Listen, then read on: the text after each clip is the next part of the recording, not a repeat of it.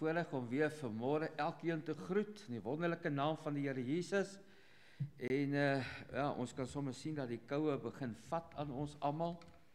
Daar by die kweekskool is 'n paar mense wat siek is en kinders wat siek is en ja, ons moet deur hierdie winter kom, né? Op een of ander manier. So mag die Here vir ons versterk deur die winter en mag die Here vir ons dra. Baie welkom weer aan elke een. En ja, ons moet bid vir die sendelinge. Dis 'n groot werk wat hulle doen. Dis werk wat ons nie kan gaan doen nie, maar ons kan hierdie kant wees en vir hulle bid sodat die Here hulle daar kan ook gebruik. Ek is net baie dankbaar dat ons nie hoef Japanees of Chinese of al daai goeters te leer nie. Al wat ek weet van Japanees is Japanees bloedneus. Dis waarmee ek groot geword het. Maar gelukkig praat ons Afrikaans hier, so dit is die hemelse taal. Ek sê altyd vir mense, julle moet onthou, julle moet Afrikaans leer, want dit is waarom ons in die hemel eendag sal praat. Maar kom ons bid vir hulle wat nou nie daai voorreg het as wat ons het nie. Nou, vriende, kom ons gaan ons hoofde net vir 'n oomblik buig om hierdie geleentheid ook in gebed aan die Here af te gee. Daarna gaan ons 'n lied sing en dan gaan ek sommer dadelik vra dat ons die Bybels oopmaak. Ek gaan verskoning maak dat ek nie die geloofsbelijdenis, die wet die geloofsbelijdenis gaan hanteer nie, maar terwille van die tyd dan sommer dadelik aangaan met die verkondiging van die woord van die Here. So kom ons gaan net eers ons hoofde voor die Here buig en dan gaan ons die voortom gebed doen en dan gaan ek sommer ook vir ons 'n gebed doen. Dierbare Here, dit is altyd my gebed dat U verheerlik sal word en dat U die woorde van my mond en die gedagte van my hart sal seën, want Here, U is my rots, my verlosser en my saligmaker. En ons is vanmôre hier as 'n groepie van die kinders bymekaar om na U woord te kom luister. Here, ons wil dit herdenk wat U vir ons gedoen het aan die kruis. En ons wil dit kom herdenk, Here, wat die feit dat U weggegaan het om ons nie as wese agter te laat nie, om vir ons plek te gaan voorberei en die Gees van die Here uit te stort, sodat die evangelie ook na ons toe kon kom. Ons sê vir U baie dankie vir U besondere genade oor ons as mense, Here, dat U uit die hemel na hierdie wêreld gekom het vir ons, en dat U, Here, besorg is oor die mens, dat U in die mens 'n welbehae het. Ons wil nou kom bid vanmôre dat die naam van die Here geheilig sal word. Here, dat U koninkryk sal kom, dat U wil sal geskied, soos in die hemel, so ook op die aarde. Want aan U behoort al die mag, die majesteit, die eer, die heerlikheid, tot in alle ewigheid. En Vader, ons dank U dat ons dit alles kan bid in die naam van die Here Jesus Christus. Ons wil nie naalaat, Here, om te bid vir hulle, van wie ons nou vanmôre verneem het nie. Ons wil kom bid vir hulle daar in Japan, vir Elmar en Nadine. Ons wil kom bid dat U vir hulle sal versterk. Here, dat U hulle sal gebruik, dat U vir hulle sal help en ondersteun. Dit is maar moeilik om so in 'n vreemde land aan te pas, om daar die taal te leer, om inslag te vind by mense. Here, mense wat in 'n geweldige mag vasgevang is van afgodediens, om deur te dring tot hulle, en daarom, Here, die werk van die Gees van die Here is so belangrik daar, maar ook hier by ons, Here, want hier leef ons ook in 'n heidenveld, en ag, Here, daar's soveel mense wat totaal en al niks met U te doen wil hê nie, wat die evangelie moet hoor, en ons bid daarvoor, terwyl dit ook sending Sondag is, Here, dat die sendelinge in ons eie land, in ons eie omgewing besonderlik sal kom seën, dat hulle sal gebruik tot die uitbreiding van U koninkryk in die redding van kosbare siele. Dankie, Here, dat ons nou kan saam sing, die woord van die Here kan oopmaak, dat ons om U woord kan verkeer en hoor wat die Here ook vir ons wil kom sê. Ons bid vir hulle wat dalk siek is, Here. Ons wil kom bid dat die Here vir hulle sal aanraak en dat U, Here, verheerlik sal word ook in elkeen se lewe. Dankie dat ons dit kan bid, en U kry al die eer, die dank, die aanbidding, in Jesus se naam alleen. Amen. Nou vriende, kom ons sing 'n lied saam. Dit is Liedboek 451, is ek reg? Kom ons sing dit heerlik, hartlik staande saam. Die verse soos dit daarop volg, en kom ons sing dit tot eer van die Here.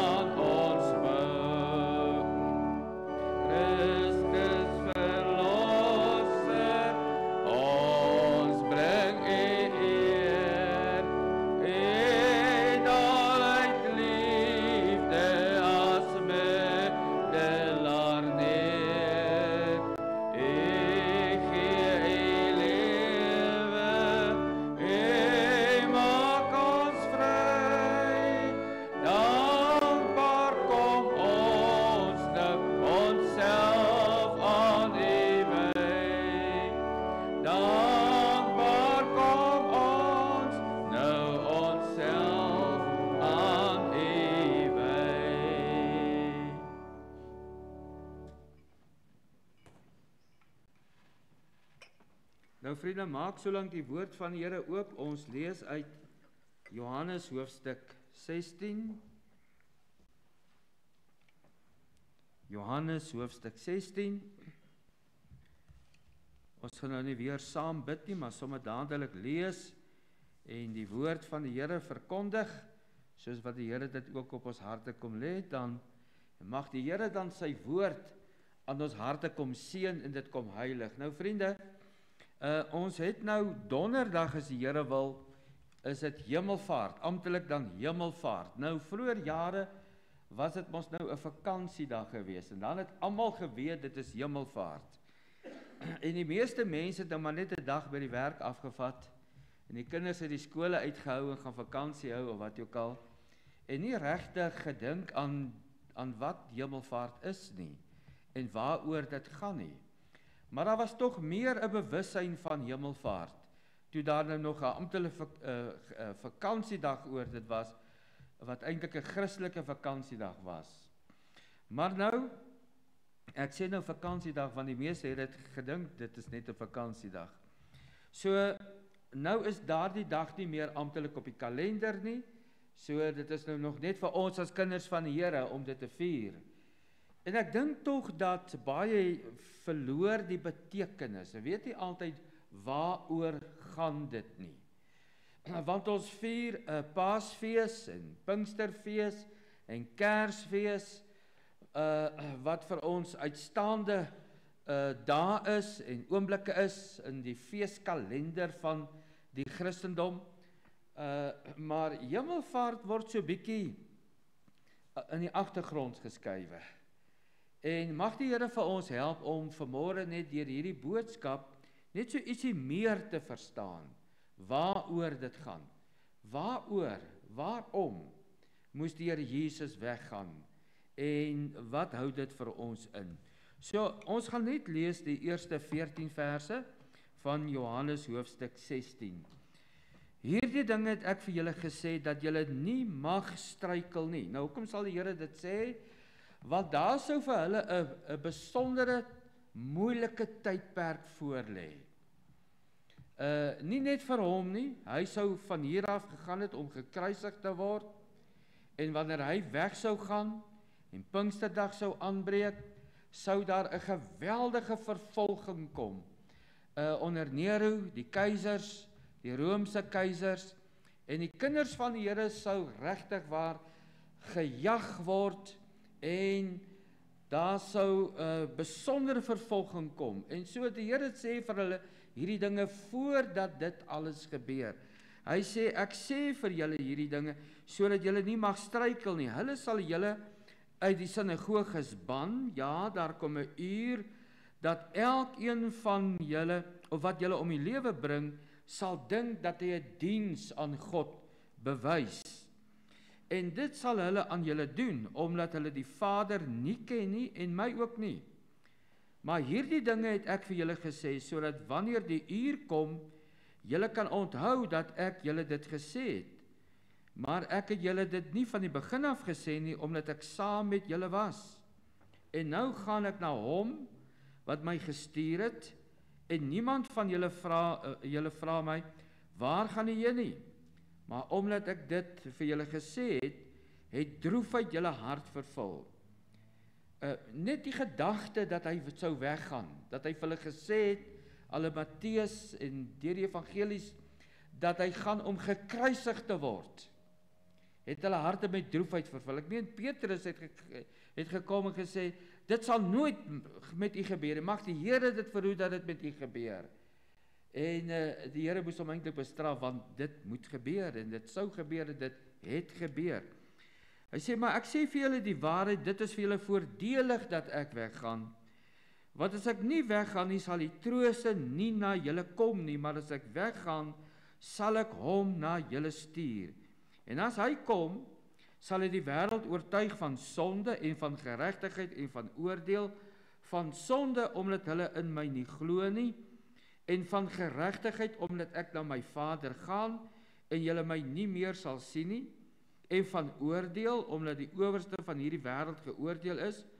Nog baie dinge het ek om aan julle te sê, maar julle kan dit nie nou dra nie. Maar wanneer hy gekom het, die Gees van die waarheid, sal hy julle in die hele waarheid lei. Want hy sal nie uit homself spreek nie, maar alles wat hy hoor sal hy spreek en die toekomstige dinge aan julle verkondig. Hy sal my verheerlik, omdat hy dit sal neem uit wat aan my behoort en aan julle verkondig. Ons gaan net tot daar lees, en mag die Here sy woord aan die hart seën en dit kom heilig.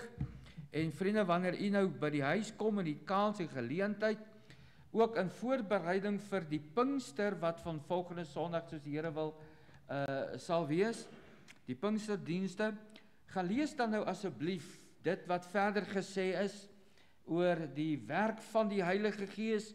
Gaan lees dan Johannes hoofstuk 14, gaan lees Johannes hoofstuk 16 weer, gaan lees dit wat in Handelinge gebeur het, net om u weer te vergewis en u hart te verkoop met die werk en die koms van die Heilige Gees wat vir ons gegee is, wat die Here sê, hy sal in julle kom woon, die wêreld kan hom nie ontvang nie, maar hy sal in julle kom woon en hy sal by julle bly. En u sal dit lees dat die Here Jesus het gesê dat die Vader en die Seun en die Heilige Gees sal by ons woning kom maak en in ons kom bly. So vanmôre, liewe vriende, net hierdie een teksvers in vers 7 wat sê, maar ek sê vir julle die waarheid, dat dit is voordelig, dit is vir julle voordelig, sê hy vir sy disippels, dat ek weggaan. Die hemelvaart is die gebeurtenis, as ek dit so kan begin mee om te sê, dit is daardie gebeurtenis, die oomblik toe Jesus sy aardse bediening afgesluit is, en hy teruggekeer het na sy Vader. Die Here Jesus het na hierdie wêreld gekom deur 'n wonderwerk.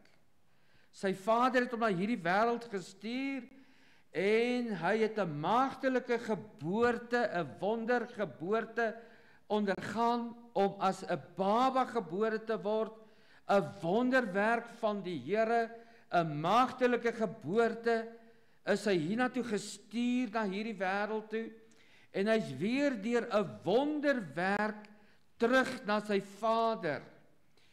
toe hy die gravitasie en die swaartekrag en al die natuurwette in 'n oomblik gebreek het, oorwin het, oorkom het, en hy die hemel ingevaar het, terug na sy hemelse tuiste, terug na sy hemelse heerlikheid, sy mag en sy glorie. So liewe vriende, dit was die terugkeer van Here Jesus. Die hemelvaart het 'n besondere voordeel vir ons. En dit is waarom ons hier lees en die Here Jesus vir sy disippels gesê het, terwyl hulle nou bedroef was, ek sê vir julle die waarheid, dit is voordelig dat ek weggaan. En nou ek dink nie die disippels het dit in daardie stadium verstaan nie. Ek dink nie hulle kon dit verstaan in daai stadium nie.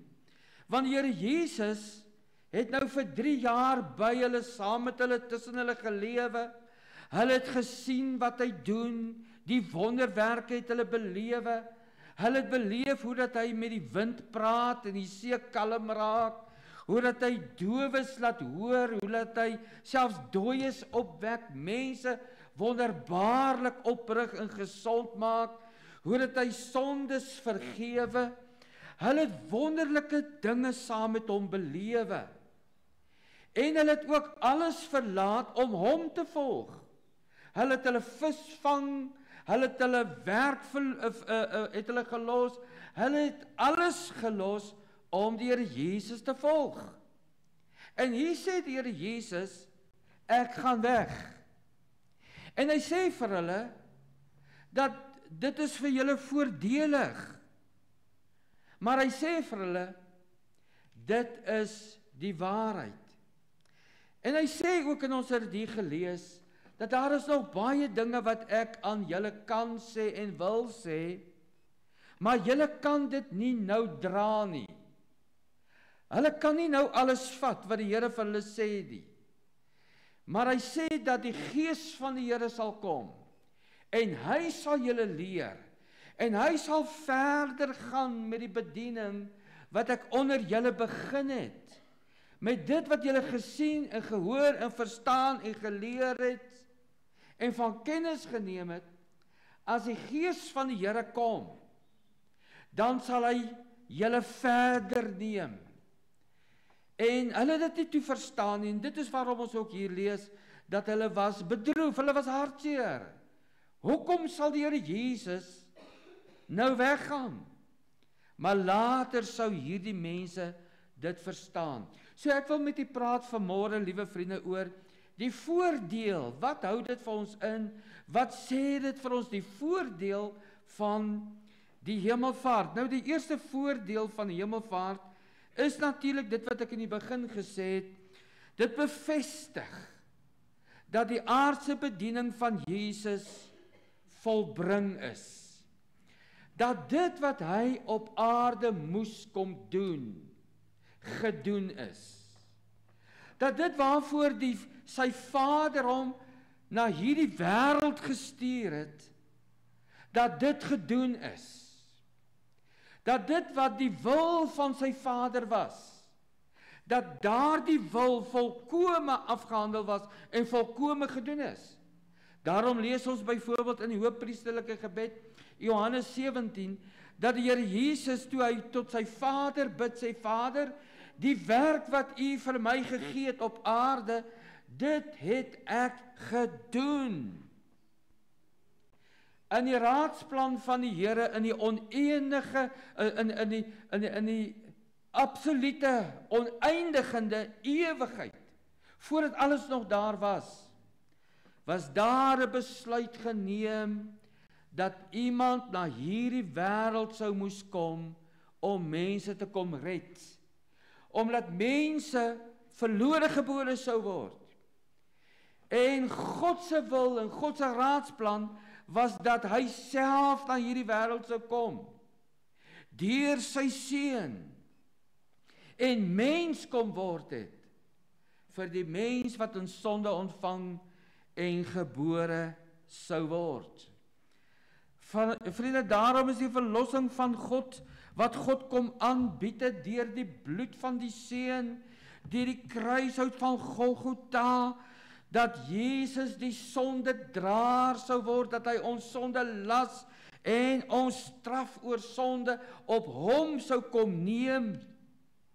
Daarom is hy na hierdie wêreld gestuur, daarom is hy uit die maagd gebore, en daarom, vriende, is hy gekruisig, en daarom toe dit voltooi is, toe daardie besondere werk, die werk van redding, die werk van verlossing, die werk van absolute onverdiende genade aan 'n verlore wêreld gedoen is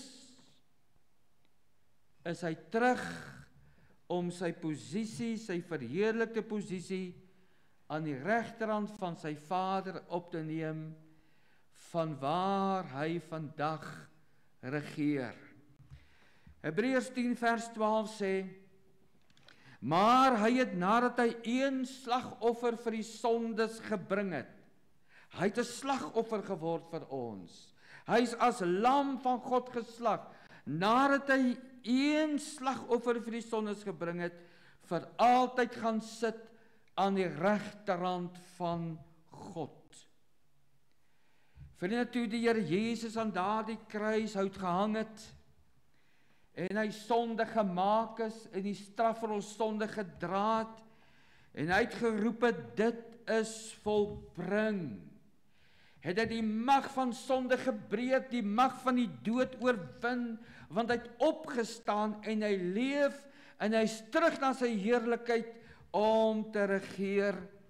So die hemelvaart in die eerste plek sê vir ons, daar het 'n verlosser gekom, hy het vir ons gesterwe, en hy het 'n volledige, volkome, volbragte werk gedoen, dat geen mens ooit verlore hoef te gaan nie, maar dat almal gered kan word.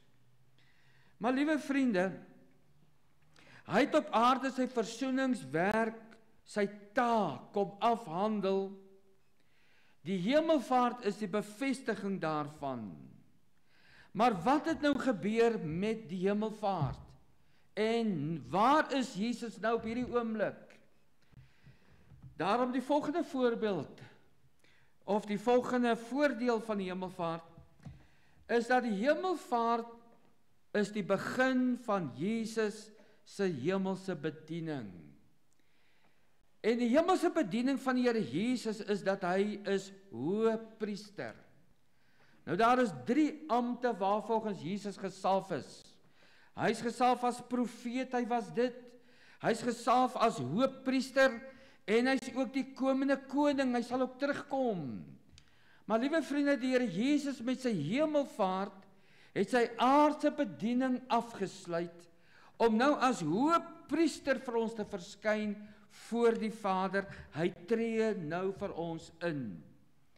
Ons lees byvoorbeeld in Hebreërs 9 vers 24, want Christus het nie ingegaan in 'n heiligdom met hande gemaak, 'n teebeeld van die ware nie, maar in die hemel self, om nou voor die aangesig van God vir ons te verskyn. En vriende, wanneer jy deur die boek Hebreërs lees, dan verstaan jy die besondere werk van Jesus as ewige hoëpriester, hoe dat hy intree, hoe dat hy bid, hoe dat hy voortdurend versoening bewerk, hoe dat hy dit vir ons bewys, hoe dat hy altyd leef om vir ons in te tree. En dit is waarom, wanneer iemand waarlik weergebore is, kan hy nie weer verlore gaan nie, want daar's iemand wat jou vashou voor die troon van God se genade. Daar's iemand wat gedurig leef om vir jou in te tree. Selfs as ek sonde doen, is daar iemand wat sê, Vader, ek het vir hierdie mense sonde gesterwe. Daar is vergifnis vir hierdie mens. Dit is aangebied vir hierdie mens. Hebreërs 7 vers 25 sê, daarom kan hy ook volkome red, die wat deur hom tot God gaan, omdat hy altyd leef om vir hulle in te tree. Hebreërs 7 vers 26 sê, want so hoëpriester was vir ons gepas. Nou hy praat eers van die hoëpriesters van daardie tyd, die hoëpriesters wat ook sondig was, wat vir hulle eie sonde moes 'n offer doen, wat maar mense was, gewone mense. Hy sê, daardie hoofpriesters kon nie vir ons deeg nie. Ons het 'n ewige, ons het 'n Godgegewe hoofpriester nodig. En nou skryf hy in vers 26 van Hebreërs 7, hy sê, want so 'n hoofpriester was vir ons gepas, een wat heilig, onskuldig, onbesmet, afgeskeie van die sondaars is, en wat hoër as die hemele geword het. Liewe vriende, wanneer jy hierdie teksverse lees, dan besef jy die absolute glorie, die mag, die heerlikheid van Jesus Christus. Onskuldig, heilig, afgeskeie van die sondaars, onbesmet, wat hoër as die hemel geword het. En vers 27 sê, wat nie elke dag nodig het, soos die hoofpriesters van ouds, om eers vir hulle eie sondes offers te bring, en dan vir die van die volk nie. En dan sê vers 28, hy sê, wat die wet stel as hoofpriesters aan mense met swakhede, maar die woord van die eedsweling het na die wet gekom, en hoor mooi, en stel die seun aan, wat vir ewig volmaak is. Vriende, die voordeel van die hemelvaart is dat ek en jy het 'n volmaakte hoofpriester wat op hierdie oomblik leef om vir jou te bid, wat vir jou intree, wat vir jou instaan, wat wanneer ek self sonde gedoen het, soos ek nou gesê het, daar is om vir my in te tree en te sê, Vader, daar is vergifnis vir hierdie mens. En wanneer ek saam met hom gaan buig om vergifnis, dan is dit beskikbaar. Want deur die Here Jesus het ek en jy nou toegang tot 'n heilige God. En ek dink dit is 'n gedagte wat ons nie altyd mooi verstaan nie, vriende. Want vir baie het God maar sommer net algemeen geraak. Hy het maar net iemand in die hemel geraak dalk. Hy het maar net 'n naam geraak, maar hy's 'n absolute heilige God. Die Bybel sê van hierdie heilige God, hy verdra geen sonde nie. Die Bybel sê van hierdie heilige God, dat die oomblik wanneer 'n siel sondig, moet hy sterwe.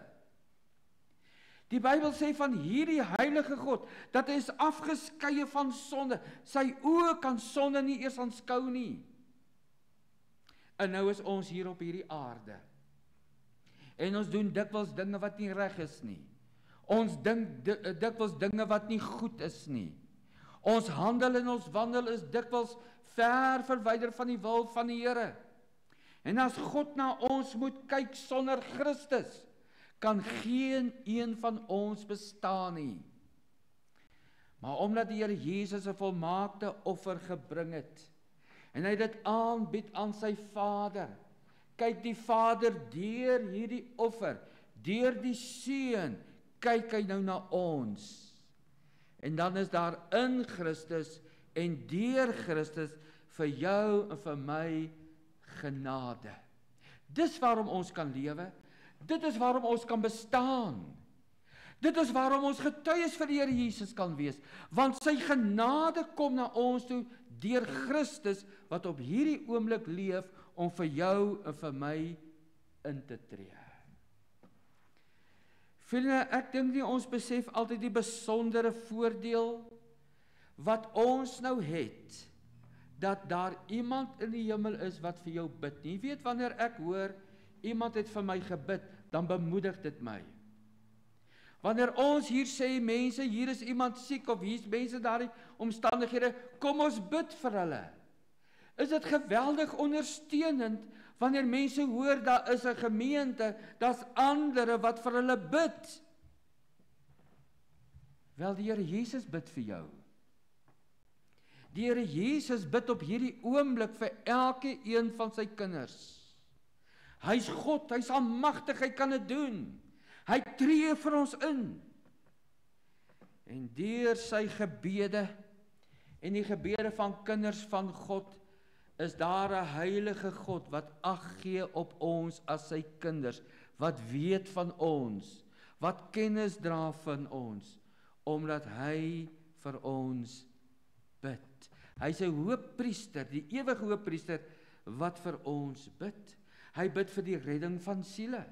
Daarom sê ek altyd vir mense dat wanneer ek vir iemand bid wat ongered is, en ek sak op my knieë neer en ek sê, ag Here, red hierdie mens, dan is ek eintlik saam met die Here Jesus op sy knieë voor die troon van genade, en ek en hy bid saam tot die God wat red. Die Here Jesus bid vir ons. Deur die ewige intreding van Jesus word die toorn van God afgekeer en ons ontvang genade op genade.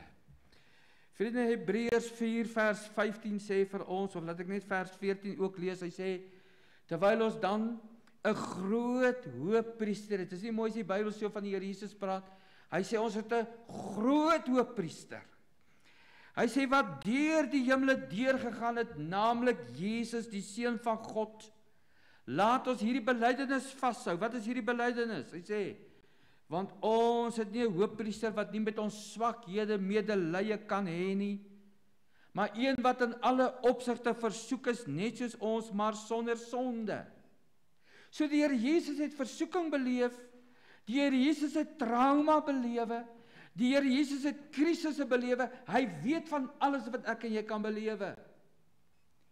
En nou met daardie wete, met daardie kennis van wat die mens deurgaan, is hy as hoëpriester voor die troon van genade, en hy tree in, en hy pleit vir ons, in watter omstandighede dit ook al mag wees waarin ons bevind. Nou sê Hebreërs 4 vers 16, hy sê, laat ons dan met vrymoedigheid na die troon van genade gaan, sodat ons barmhartigheid kan verkry en genade vind om op die regte tyd gehelp te word. Ek wil vanmôre vir sê, wanneer jy bid vanuit jou omstandighede, vanuit jou krisisse, vanuit jou belewennisse, dan bid jy saam met die Here Jesus. En daar is hulp en daar is barmhartigheid op die regte tyd. Maar liewe vriende, kom ons gaan voort om vir u die derde voorbeeld te noem van die hemelvaart. Waarom het die hemelvaart plaasgevind? Want die hemelvaart het plaasgevind sodat die trooster aan ons geskenk kon word, die Heilige Gees. Die Here Jesus se werk op aarde is volbring. Hy is op hierdie oomblik besig om vir ons in te tree. En terwyl ons hier is en hy in die hemel is, het hy ons nie as wese agtergelaat nie, maar het hy sy Gees gegee as trooster, as een wat in ons plek kom staan, langs ons kom staan, die Parakletos, die een wat as ware in jou skoene kom staan, en wat hier is as God in jou. En ek dink dit is 'n geweldige gedagte wat ons net weer moet begryp, dat die Gees van God in 'n kind van die Here kom woon, om ons te lei, om ons te troos, om ons te versterk, om ons te ondersteun, om ons te help om 'n getuie te wees. Vers 7 sê, maar ek sê vir julle, dit is vir julle voordelig, Johannes 16 vers 7, dat ek weggaan, die teks wat ons gelees het, en dan gaan hy verder, hy sê, want as ek nie weggaan nie, sal die trooster nie na julle kom nie, maar as ek weggaan, sal ek hom na julle stuur. Die Heilige Gees gaan uit van die Vader en die Seun na ons toe, om 'n besondere werk te kom doen, om 'n besondere taak te kom verrig, om dit wat Jesus op aarde begin het, om dit hier voor te sit, die werk van God. So liewe vriende, is baie duidelik dat die werk van die Heilige Gees en die hemelvaart direk in verband met mekaar staan. Die hemelvaart het die weg geopen vir die Gees van die Here. Die hemelvaart het die weg van Pinkster geopen, sodat ons die Gees van die Here kon ontvang om soos wat die Bybel hier sê, dat hy by ons kom bly en in ons kan woon. Johannes 14 vers 17. Die gees van die waarheid wat die wêreld nie kan ontvang nie, omdat dit hom nie sien nie en hom nie ken nie, maar julle ken hom, omdat hy by julle sal bly en in julle sal wees. Daar's 'n verskil tussen jou as kind van die Here en iemand wat die Here nie ken nie. En dit is die gees van die Here. Dit is waarom 'n ongeredde, dit maak nie vir hom sin wat die woord van die Here sê nie. Hy verstaan nie die dinge van die Here nie. Die Bybel sê, hulle kan die dinge van die Here nie verstaan nie. Want daar's nie iemand in hulle, die gees van die Here, wat die woord verlig, wat die woord verklaar, wat die woord bewys, wat vir hulle wys op omstandighede, op dinge wat om hulle gebeur, en hulle na die woord van die Here toe terugbring om te sê, maar dit is hoekom dit gebeur, en dit is wat God sê. Is die gees van die Here, wat jou en my ondersteun, en wat vir ons kom leer. Want dit is wat die gees van die Here doen. Johannes 14 vers 26, maar die trooster, die Heilige Gees, wat die Vader in my naam sal stuur, hy sal julle alles leer, en sal julle herinner aan alles wat ek vir julle gesê het. Dit is ook die gees van die Here wat gemaak het, dat ek en jy gered kon word. Want ons het hier gelees, dat as die gees van die Here kom, dis hy wat die wêreld sal oortuig van sonde, van geregtigheid, en van oordeel. En ek sê altyd vir mense, dat wanneer ek vir iemand bid vir hulle redding, en wanneer u vir iemand bid vir hulle redding, bid dat die gees van die Here hulle sal oortuig, want ek kan hulle nie oortuig nie. Maar die gees van die Here oortuig mense van sonde, van geregtigheid, en van oordeel. Die gees van die Here is uitgestort, om Jesus te verheerlik, en ook om vir ons te help om getuies vir die Here Jesus te wees. Handelinge 1 vers 8, maar julle sal krag ontvang, wanneer die Heilige Gees oor julle kom, en julle sal my getuies wees. Nou dit is opmerklik dat die Bybel praat van 'n ander trooster. Hoekom 'n ander trooster? Die Here Jesus was die eerste trooster. Maar die woord ander in die Grieks beteken een van presies dieselfde soort. Daarom is die Gees van God ook God self. Hy is van presies dieselfde soort as Jesus. En hy sal gekom het om die werk van Jesus voort te sit, en die werk van God die Vader op aarde voort te sit. Met ander woorde, ons het nou een, net soos Jesus wat in ons woon. Net soos Jesus wat ons leer. Net soos Jesus wat by ons is. En wat vir ons onderrig, en wat vir ons ondersteun, en wat saam met ons is. So waar Jesus in die vlees beperk was, toe op aarde was, is die Gees van God nou onbeperk. Want hy woon in ons hart, om ons te leer, om ons te lei, om ons te ondersteun, om ons te troos. Dis net dat ons hart vir die Here moet oopmaak. Dis net dat ons moet hoor wanneer hy met ons praat. Dit is net dat ons moet luister wanneer hy praat, want hy is hier. Hy is met ons, en hy praat met ons. Hy beweeg saam met ons. Wanneer ek by 'n plek is hy daar. Wanneer ek na dinge kyk, is hy daar. Wanneer ek sekere dinge hoor, is hy daar. Want die Gees van die Here woon in ons. So die voordeel van die hemelvaart is dat ons het 'n hoëpriester wat met ons is. En dit is waarom die Here Jesus kon sê, ek sal julle nooit begewe, julle nooit verlaat nie. Kyk, ek is met julle tot aan die volëinding van die wêreld, deur sy wonderbare Gees. Die laaste voordeel van die hemelvaart wat ek vanmôre vir u wil noem, is natuurlik die belofte van die wederkoms. En nou lees ons van dit in Handelinge hoofstuk 1 van vers 9. Ons het dit ook hier gelees in Johannes hoofstuk 16. dat die Here Jesus weer sal terugkom. Maar hierso in Handelinge 1 vers 9, en nadat hy dit gesê het, dit is nou nadat hy met sy disippels praat, en vir hulle gesê het, julle moet gaan wag in die boventrek, totdat julle met krag vervul is, van bo vervul is, julle moet gaan wag op die Gees van die Here, terwyl hulle dit sien, en 'n wolk verskoon, en nadat hy dit gesê het, is hy opgeneem, terwyl hulle dit sien, en 'n wolk het hom voor hulle oë weggeneem. Nou kan jy maar net dink aan hierdie gesig, as ek dit so kan sê. As 'n mens nou dat dit kon kyk. Hier word die Here Jesus weggeneem. Hulle geliefde Heiland, Heer en Meester, gaan weg. Hulle weet nie wat aangaan nie, hulle verstaan nie wat nou aangaan nie. Hulle is nog steeds bedroef, ek dink hulle kon dit nog steeds nie uitmaak, waarom moet hy nou weggaan nie?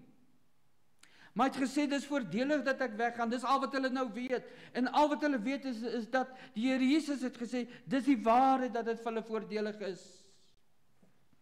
En nou kan jy net dink, hier is daai klompie disippels, Gees van die Here is nog nie uitgestort nie, hulle verstaan nog nie alles mooi en reg nie, weet nie eintlik wat aangaan nie. Nou sê die Bybel, 'n wolk het hom voor hulle oë weggeneem. En toe hulle nog stip na die hemel kyk, kan jy dink hoe kyk hulle tot groot verbasing en verbuistering, wat gaan nie aan? En toe hulle nog stip na die hemel kyk, terwyl hy weggaan, staan daar 2 manne in wit klere by hulle, wat sê, Galileese manne, waarom staan julle en kyk na die hemel? Hierdie Jesus wat van julle opgeneem is in die hemel, sal net so kom soos julle hom sien na die hemel wegvaar het. Met ander woorde, hier staan hierdie klompie disippels, hulle harte is deurmekaar, hulle verstaan nie, maar hier's 2 manne, is engele, en sê, hy gaan weer kom. Hy gaan weg, maar hy kom terug. En al wat hulle in daardie stadium gehad het, is die opdrag om nou boventrek toe te gaan, om te gaan bid. En dis wat hulle toe gaan doen dit. Om daar eendragtig te gaan wag op die uitstorting van die Heilige Gees. Maar vriende, die versekering van die hemelvaart is net soos Jesus opgevaar het aan die hemel, en hulle dit gesien het, so sal dit gebeur. In Openbaring 1 vers 7 sê, kyk, hy kom met die wolke, en elke oog sal hom sien, ook hulle wat hom deursteek het. So daar kom 'n dag, vriende, wanneer Jesus letterlik gaan terugkeer. Ons weet daar sal 'n wegraping plaasvind, maar die boodskap is dat Jesus kom weer terug. Ek sê weer, toe Jesus op aarde was, die profeet, die geslagte lam, tans is hy die ewige hoofpriester wat vir ons leef, en wat vir ons intree, wat vir ons bid, wat vir ons instaan. Maar daar sal 'n dag aanbreek, wanneer hy terugkom as koning. Daar sal 'n dag aanbreek wanneer hy terugkom om te regeer. Daar sal 'n dag aanbreek waar geregtigheid sal geskied. Waar 'n oordeel sal plaas, want God is ewige regter. En God sal regeer. En dit sal verseker gebeur. Hebreërs 9 vers 28 sê, so sal Christus ook, nadat hy eenmaal geoffer is om die sondes van baie weg te neem, vir die tweede maal sonder sonde verskyn aan die wat hom verwag tot saligheid. My vraag vir aan elkeen van ons is verwag ons deur Jesus tot ons saligheid? Ons is gered, hy gaan ons uit hierdie wêreld kom uithaal, kom uitred. Hy het 'n beter koninkryk vir ons, hy het 'n hemelse paradys, 'n hemelse koninkryk vir ons. En hy is weg om vir ons plek te gaan voorberei. Ek ken die baie bekende Johannes 14 vers 1 wat sê, laat julle hart nie ontsteld word nie, glo in God, glo ook in my. In die huis van my Vader is daar baie wonings. Ek gaan of julle plek te berei, en as ek gegaan of julle plek berei, kom ek weer, en sal julle na my toe neem, sodat julle ook kan wees waar ek is. So die hemelvaart se voordeel is dat dit bring vir ons belofte. Dit bring vir ons hoop, dit bring vir ons bemoediging. Al gaan dinge al slegter op hierdie aarde en al meer en meer die mekaar, al lyk dit asof die bose al meer en meer oorhand kry, want die Bybel sê hierdie hele wêreld is in die mag van die bose. Al lyk dit asof daar geen uitkoms, geen lig meer is nie. Jesus sal terugkeer. En die hemelvaart sê dit vir ons. En daarom behoort ek en jy elke dag so te lewe, dat ons ook soos wat hierdie klompie disippels stip gekyk het toe Jesus wegvaar, ons oog op die hemel kry, vir daai dag wanneer Jesus sal terugkom. Jy weet die Jode, ek praat nou van die ortodokse Jode wat nog eintlik glo hulle Messias moet nog kom. Dit word gesê dat hulle elke môre wanneer hulle by die huis uitgaan, kyk hulle eers op en sê, is dit nie vandag die dag wat my Messias kom nie. Nou ons Messias het gekom. Hy is Jesus Christus, verlosser en saligmaker van ons lewe, van ons siele. Hy het ons uit genade kom red. Hy is hemel toe, hy is terug hemel toe om vir ons plek voor te berei. Dag en 'n dag aanbreek, wanneer hy gaan terugkom. 1 Tessalonisense 4 vers 17 sê, hy sê, daarna sal ons wat in die lewe oorbly saam met hulle wolke weggevoer word, die Here tegemoet in die lig. Is nou wat nie die basuin blaas. Hy sê, en so sal ons altyd by die Here wees. In vers 18 sê, bemoedig mekaar dan met hierdie woorde. En in Hebreërs 10 vers 37 sê, want nog 'n klein tydjie en hy wat kom, sal kom en nie versuim nie. My liewe vriende, is jy gereed om Jesus te ontmoet as kind van God? Die wêreld wat ongered is, moet seker maak. Maar ook ons as kinders van die Here moet gereed wees. Want daaghele dag aanbreek wanneer hy as koning terugkom. En wanneer hy as koning terugkom, dan wil ek en jy voor hom buig. Dan wil ons hom aanbid, dan wil ons hom dien. Dan wil ons vir hom sê, Here, baie dankie dit wat u vir ons gedoen het. En ons wil uit sy mond uit hoor, mooi so goeie en getroue dienste. Ons wil uit sy hand die krone ontvang. In Openbaring 4 en Openbaring 5 sê vir ons, dat wanneer ons die krone het, dan gaan ons dit teruggee aan hom, aan sy voet en sê, u is waardig. Dit gaan nie oor my nie. Dit gaan nie oor ons nie. Dit gaan nie oor 'n mens nie. Dit gaan oor u is waardig. My liewe vriende, mag die Here vir ons help om die hemelvaart te sien as 'n hoopvolle boodskap. Die Gees van die Here is vir ons gegee. Wat Jesus gedoen het, het hy gedoen. Die Gees van die Here sit daar die werk voort in die harte van mense. En terwyl hy dit doen, tree Jesus vir ons in en berei hy vir ons plek om eendag saam met hom te wees. Amen. Kom ons gaan ons hoofde buig en gaan ons saam bid. Ons wonderlike en dierbare Here, sal 'n mens se tong ooit kan beskryf die werk van God. Here, hoe dat u in die mense welbehae het en in die mens belang gestel het, hoe dat u na die mens toe neergebuig het, om ons te kom red, om vir ons te bid, om vir ons in te tree, om genade op genade aan die mens te bewys, om ons met goeie tierenheid te seën, en met barmhartigheid en trou van die allerheilige God. Vader, terwyl ons op hierdie aarde is daar ook baie dinge wat ons bedroef maak, wat ons nie verstaan nie, wat ons dalk nie kan klein kry en verstaan, hoekom moet hierdie dinge gebeur nie. of hoekom moet dit met ons of met my gebeur nie. Daar was 'n tyd, Here, wat u disippels ook nie verstaan het, dat u moet weggaan nie. Maar u het vir hulle die waarheid gegee, dat dit vir hulle voordelig sou wees. Die Gees van die Here is uitgestort, om in hulle harte te kom woon. En so woon u in ons hart. En so, Here, kan ons elke dag deur die Gees van die Here gelei, en versterk, en vertroos word, en bemoedig word, en ondersteun word.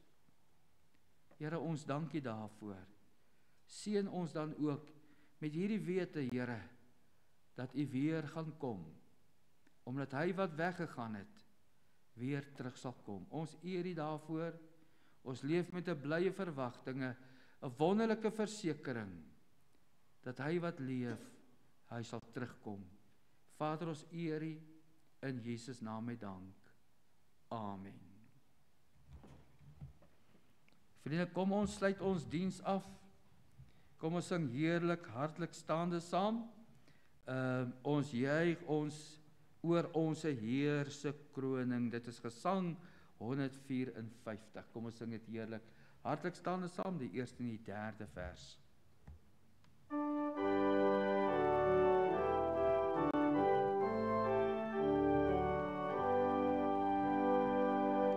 Ons juig oor ons Heer se kroning, met heerlikheid is hy gekroon. Ons weet hy is ons priester koning, en onder mense self kom woon. Kom ons dank die Here, bring hom lof en ere, laat ons juig en sing. Hy wat swaar gelei het, in ons plek gestryd het, hy het dit volbring. Smiddelaar het hy gesterwe, maar opgestaan en opgevaar. Daardeur sal ons die hemel erwe, waar hy ons band vir ons bewaar. Laat ons dan nie vrees nie, of kleinmoedig wees nie, hy ons Here Heer. Loof hom alle volke, hy kom op die wolke, hy ons koning weer. Ontvang die seën van die Here, gaan in sy seën die vrede wat hy ons bied. Die genade van ons Here Jesus Christus, die liefde van God ons hemelse Vader, en die troue opsoekende gemeenskap van die Heilige Gees, wees en bly met u een en elk. Amen.